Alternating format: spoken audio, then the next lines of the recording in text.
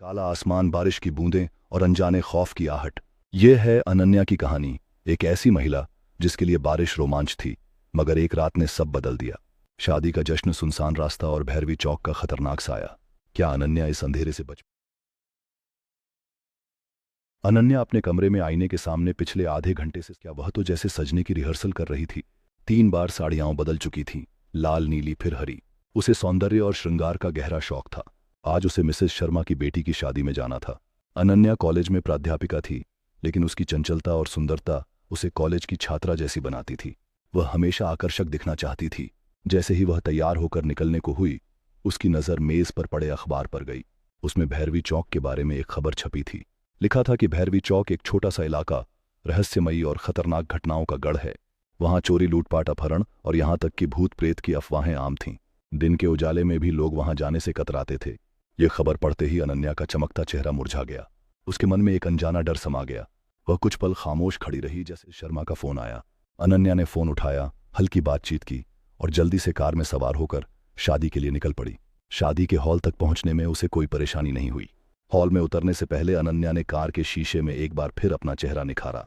जैसे ही वह अंदर दाखिल हुई, हंसते मुस्कुराते चेहरों ने उसका स्वागत किया। लेकिन कुछ नजरें ऐसी थीं जो उसे असहज कर रही थीं। ये नजरें थीं कॉलेज के 5 बदनाम लड़कों की, जिन्हें सभी 5 शैतान कहते थे। ये कॉलेज ट्रस्टी का बिगड़ा हुआ बेटा और उसके दोस्त थे, जो अपनी बदमाशियों, छेड़खानी, झगड़े और शरारतों के लिए कुख्यात थे।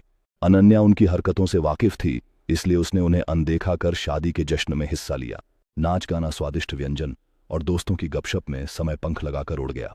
विदाई के बाद जब उसने घड़ी देखी तो रात के 11 बज चुके थे। घर अभी 2 घंटे की दूरी पर था। तभी उसके पति रोहन का फोन आया। हेलो अनन्या, कहाँ हो? रोहन ने चिंता भरे लहजे में पूछा। शादी में हूं रोहन, थोड़ा लेट हो गया। मैं मिसेस मेहता के साथ अभी निकल रही हूं। अनन्या ने जल्दी से जवाब दिया और फोन रख दिया। अनन्या ने फोन रखते हुए एक गहरी सांस ली। उसे अब घर पहुंचने की जल्दी। अनन्या ने मिसेस मेहता को ढूंढने की कोशिश की, लेकिन पता चला कि वह घर जा चुकी थी और अब वह अकेली थी। आसमान में बिजली कड़की और बारिश की आहट तेज हो गई, जिससे अनन्या की चिंता बढ़ गई।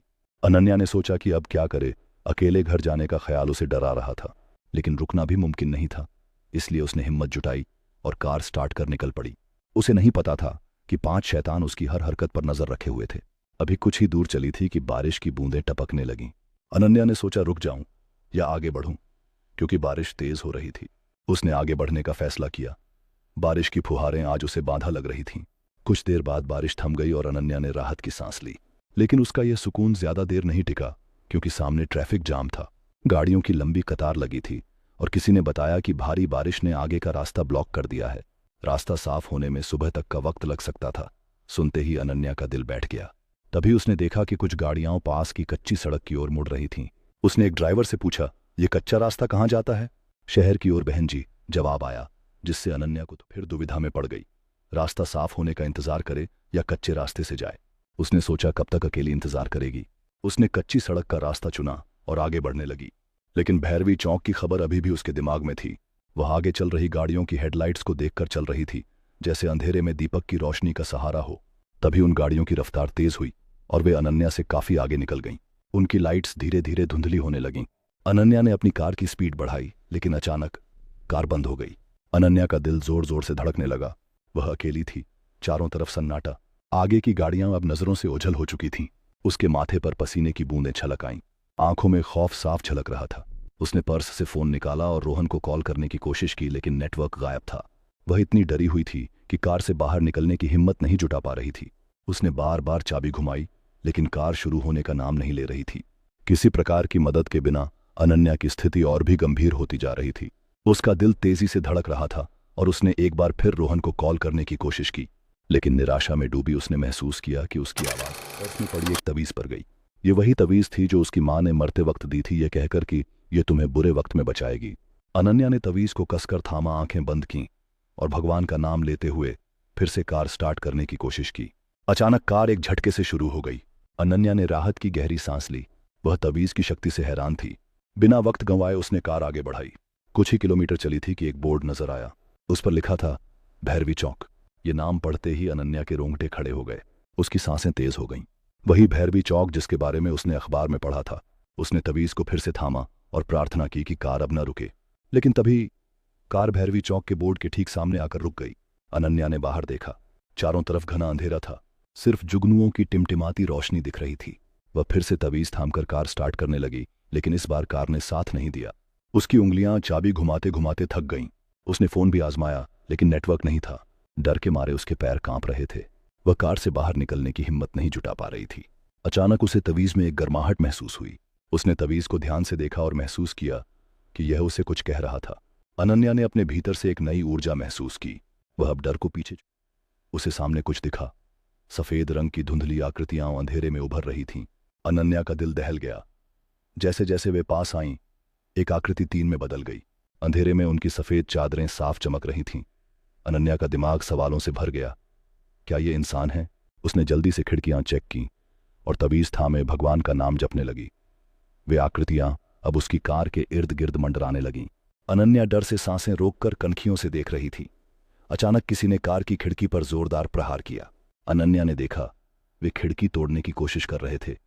वह चीख पड़ी, बचाओ, कोई बचाओ! लेकिन वे रुके नहीं। एक खिड़की टूट गई। अनन्या ने फिर चीखा, कोई है, मुझे बचाओ! तभी किसी ने कार का दरवाजा खोला और उसे एक झटके में बाहर खींच लिया। अनन्या जमीन पर गिरी और एक पत्थर से टकरा गई। दर्द से वह कराह उठी। हिम्मत जुटाकर उसने खड़े होने की कोशिश की। सामने 3 शख्स थे, सफेद चादरों में लिपटे, चाकू हाथ में और चेहरों पर क्रूरता। अनन्या समझ गई कि ये लुटते हाथों से अपने गहने उतारने शुरू किए। ये सब ले लो, लेकिन मुझे जाने दो, उसने रोते हुए कहा। एक लुटेरे ने गहने छीन लिए, लेकिन दूसरा हंसते हुए बोला, ये तो हम लेंगे ही, लेकिन इतना काफी नहीं। उसकी नजरों में खतरनाक इरादे साफ झलक रहे थे। अनन्या का दिल बैठ गया। उसने एक गहरी सांस ली और वहां से भागने की कोशिश की, लेकिन वह कितना भाग पाती। लुटेरों ने उसे पकड़ लिया। बचाओ, कोई मदद करो! अनन्या ने पूरी ताकत से चीखा। यहां कोई नहीं आएगा, एक लुटेरा हंसते हुए बोला। तभी अचानक एक लुटेरे पर पीछे से जोरदार वार हुआ। वह जमीन पर ढेर हो गया। अनन्या की आंखों में उम्मीद की किरण जगी। बाकी 2 लुटेरे पीछे मुड़े। अनन्या ने भी देखा, वहां 5 शैतान थे, वही कॉलेज के बदमाश लड़के। वे बचे हुए लुटेरों पर टूट पड़े और उन्हें मार मार कर बेहोश कर दिया। अनन्या सहमी हुई खड़ी थी। उसकी आंखों से आंसू बह रहे थे। वह सोच रही थी कि जिन्हें वह गलत समझती थी, वही आज उसकी जान बचा रहे थे। एक लड़के ने आगे बढ़कर कहा, मैडम, हम बदमाश हैं, लेकिन इंसानियत को समझते हैं। आप निश्चिंत होकर घर जाइए, मयंक आपको सुरक्षित छोड़ देगा। इन लुटेरों को हम पुलिस के हवाले करेंगे। इन्होंने भूत प्रेत की अफवाह फैलाकर बहुत लूटपाट की है। अब इनका हिसाब होगा। अनन्या ने महसूस किया कि आंखें नम थीं। उसने कहा, मुझे माफ कर दो, मैंने तुम्हें गलत समझा था, लेकिन तुम। उसकी आवाज भर्रा गई। आंसुओं ने बाकी बातें कह दी। मयंक के साथ अनन्या सुरक्षित घर पहुंच गई। उस रात का खौफ हमेशा उसके साथ रहा, लेकिन 5 शैतानों की अच्छाई ने उसके दिल में एक नई उम्मीद जगा दी।